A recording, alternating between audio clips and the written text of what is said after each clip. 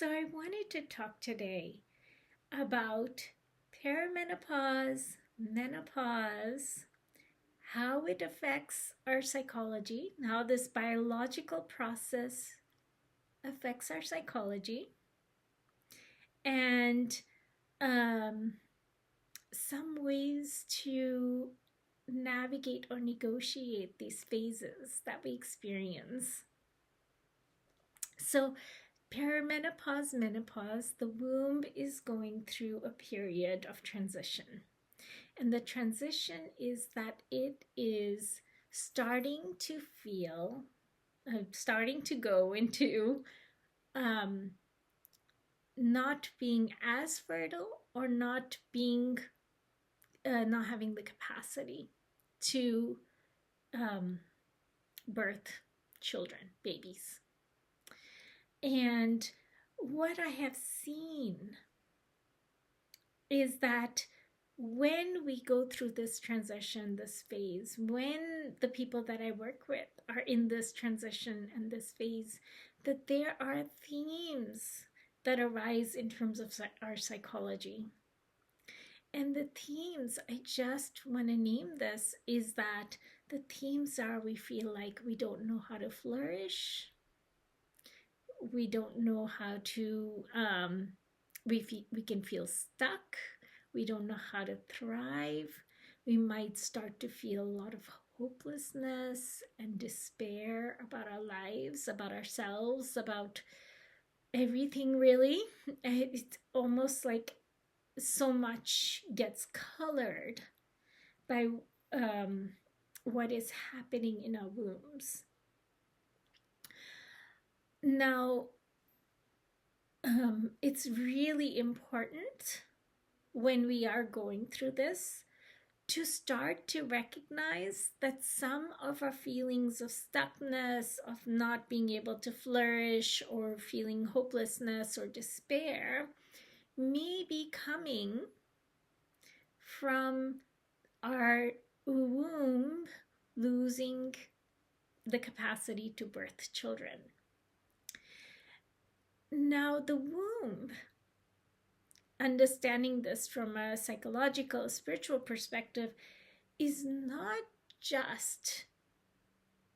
it's not just here to birth children. It is a beautiful and incredible and magical gift that the womb has to be able to birth children. And the womb is creative by its is a force of creation that can be channeled, that creates, not even channeled, but that creates in all capacities. In all capacities, this is the womb. So whether or not you've had any children, you might go into those psychological patterns. And the womb is what creates, let's say, home.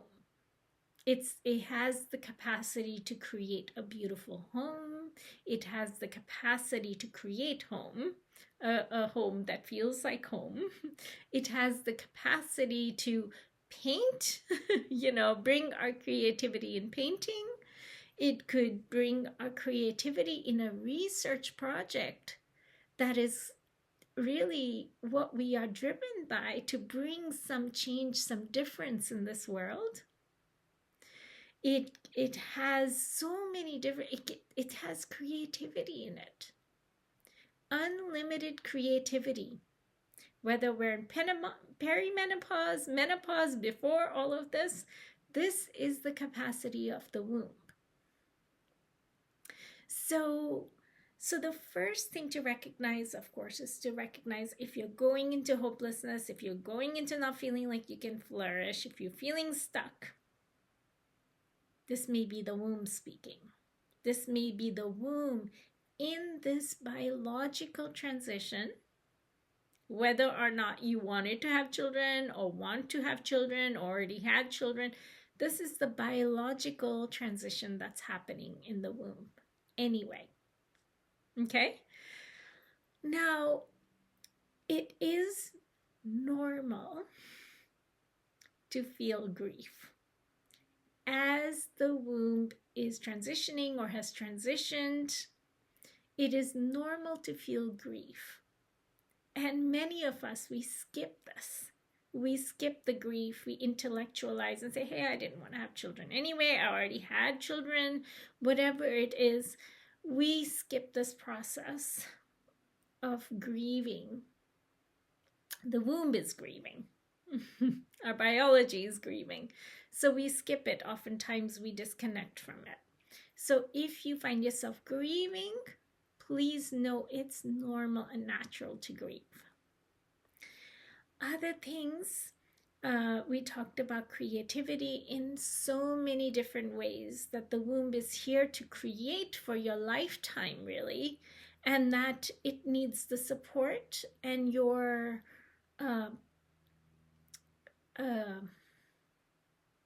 intention, really, to support your womb. Intention to listen to what does it want to create. Okay? And do your creativity in the way that you feel called. Now, it's not always easy to connect with it, with what we want to create, with what's being called forth from our wombs. And we also don't know how to listen. And one of the things that's really, really helpful is to connect with your womb physically. What I mean by connect with it physically is that what you do is you bring your awareness into your womb and you feel it. You know, many times this is the other thing, is that I work with people in the body, and many times we hit layers of feeling the body. We hit the gross layers, the ones that feel dry, the ones that feel tense, the ones that feel burning, different unpleasant kind of feelings. And often when we feel them, we as we feel these uncomfortable layers, some of the content that we have, our beliefs, our thoughts, our traumas, our wounds, they arise. So they'll come to our awareness. So it's not always easy to doing the connection, practicing connection with your womb. However, even if you start to feel those layers, I encourage you to have some kind of a practice where you're continuing to check in with your womb on a regular basis. And as you go through different layers, you will start to connect with its juiciness, with its aliveness, with its creativity, with its whatever it has to bring for you. Yes, you will likely go through grief as well. But this is generally the process of when I work with anyone in the body, is that we first feel the things that we took out of our consciousness a lot of times is in the body, and it's the first layers of what we feel. And then as we continue the process, the practice, we release some of our issues, our traumas, our wounds. Then we start to connect with the richness of our bodies. Some of us, we have more access to the richness quicker. Some of us, we have to go through some of those discomforts. I am also here to support you if you're going through this process, because I know it's not easy sometimes, and that it's really nice to have somebody to hold the space as you go through these different layers of